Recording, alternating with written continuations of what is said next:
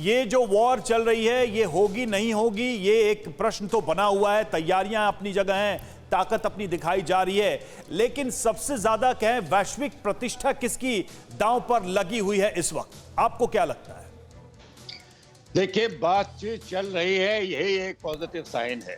ये रिपोर्ट तो मोटिवेटेड हो सकती है। पहले डेली मेल ने बड़ा आर्टिकल दिया था कि 16 को हमला होने वाला है। जी जी। ये ज्यादा अमेरिका या यूके से आ रही है। अगर हम यूरोप को देखें तो यूके तो पूरे तरीके से यूएस के साथ है। फ्रांस चुप है, न्यूट्रल है, लेकिन जर्मनी ने कोई संकेत इतना मजबूत नहीं है कि वो अमेरिका के साथ होंगे। जब अमेरिकन प्रेसिडेंट ने ये कहा था कि अगर ये युद्ध हुआ तो ये पाइपलाइन जो जर्मनी की तरफ लग रही है ये बंद कर दी जाएगी, लेकिन जर्मनी ने उसकी पुष्टि नहीं की थी। जर्मनी तो पूरे तरीके से निर्भर है रशिया आज के दिन। आगे क्या होगा वो तो दूसरे मुल्क से आ सकती है, गैस नॉर्थ से आ सकती है, लेकिन आज के दिन जर्मनी में वो एंथुजियाज्म नहीं है लड़ाई करने का जो बाकी के यूरोप के देश या जो अमेरिका में है। तो अभी ये बातचीत चल रही है। बातचीत में जितना दबाव पुतिन डाल सकते हैं वो डालेंगे, और ये एक दबाव डालने का तरीका है कि वो एम्बिग्विटी रखें। ये कहते रहें कि हमला नहीं करेंगे, फौजें मूव करते रहें ताकि वेस्ट को लगे हुए हमला होने वाला है, जब भी तो दबाव आएगा उन पर। लड़ाई कोई नहीं चाहता, क्योंकि आज के दिन लड़ाई हुई तो वो सीमित नहीं रहेगी। नक्शे की सीमा का कोई मतलब नहीं आजकल के जैसे। योगेश जी, ये दबाव बनाने की रणनीति के तौर पर ही देखा जाए, जिस तरह से बेलारूस के राष्ट्रपति लुकाशेंको का बयान सामने आया, सीधे सीधे कल तो वो परमाणु हमले की धमकी दे रहे थे। नहीं, ये धमकी देना तो दबाव डालने का एक तरीका है। धमकी देने का मतलब ये थोड़ी कि उन्होंने हमला कर दिया है। हाँ, लेकिन अगर हमला किया तो उन ठीक है। कादियान जी, योगेश जी से सवाल था, योगेश जी से सवाल था। जी नहीं, मैं जनरल साहब से सहमत हूँ कि ये खाली वो लुकाशेंको जो है उनके कहने से उसका कोई खास मतलब नहीं है। मतलब देखिए, यही है कि जो हमारे तीनों के विचार कन्वर्ज कर रहे हैं वो यही है कि ये मिलिट्री बिल्डअप जो रूस ने बनाया है वो दबाव डालने के लिए है।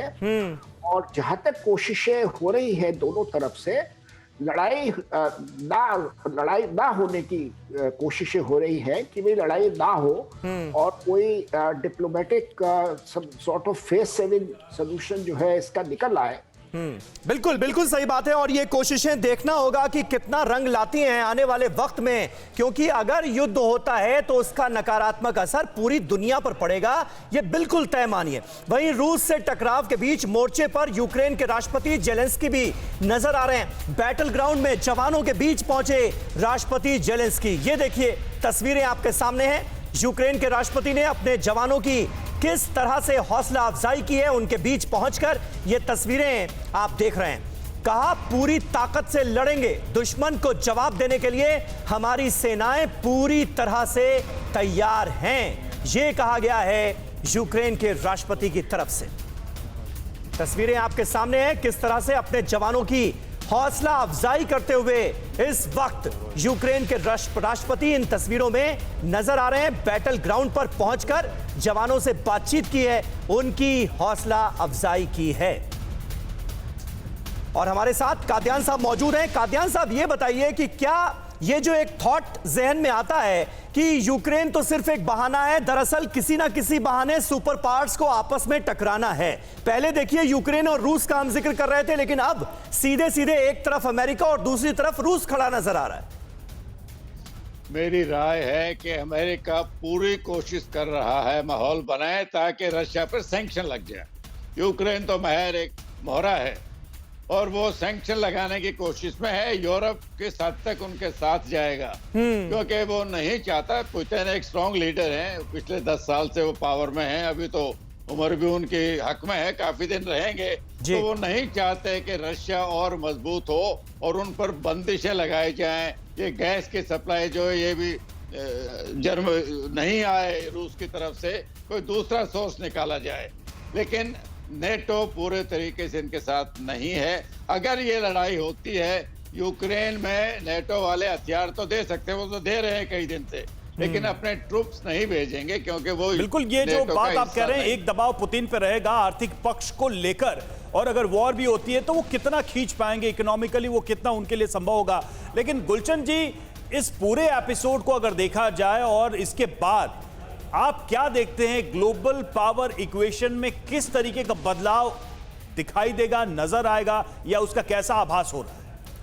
देखिए, जैसे अगर हम भारत की दृष्टि से देखें तो हमारे लिए जो ये कुछ हो रहा है वहां पे कोई बहुत अच्छा नहीं है, क्योंकि भारत के संबंध रूस के साथ भी बहुत अच्छे हैं, यूरोप के साथ भी अच्छे हैं, और अमेरिका के साथ भी बहुत अच्छे संबंध हैं अभी जी। और पिछले एक साल से आप देखें कि जो पश्चिम के देश थे उनका बहुत बड़ा जो उनका ध्यान था वो चीन के ऊपर लगा हुआ था, इंडो पैसिफिक के ऊपर लगा हुआ था। लेकिन अगर पिछले कुछ हफ्तों में देखें, पूरे का पूरा ध्यान जो है वो रूस के ऊपर केंद्रित हो गया है। इसका मतलब इधर से चीन के ऊपर से अगर उनका दबाव हटता है, और उधर क्योंकि दबाव रूस के ऊपर बनता है, रूस का संबंध जो है वो चीन के साथ भी और प्रगाढ़ होता जा रहा है। तो सारी जो चीजें हैं, और उससे पूरे के पूरे दुनिया के बाजारों में उथल पुथल मची हुई है जी। और रूस को कोई बहुत फर्क नहीं पड़ता अगर वहां पे अनिश्चितता है, क्योंकि उसको तो तेल के दाम अगर बढ़ रहे हैं तो उसको तेल बेचना है। अमेरिका को भी बहुत फर्क नहीं पड़ेगा क्योंकि वो भी मोरलेस टोटली डिपेंडेंट है अब तेल के ऊपर, बाहर बल्कि एक्सपोर्ट कर रहे हैं। तो यूरोप है और भारत है जैसे देश है जिनको बाहर से तेल को बिल्कुल सही बात आयात आपने करना कही है। गुलशन हमारे साहब, लिए और तो चीन जैसे चालबाज मुल्क का आने वाले वक्त में क्या रुख होता है वो भी निश्चित तौर पर एक कंसर्न का विषय है। आप सभी का बहुत बहुत शुक्रिया हमारे साथ इस बातचीत में जुड़ने के लिए। परवाह देश की, सोमवार से शुक्रवार रात 10 बजे TV9 भारतवर्ष पर।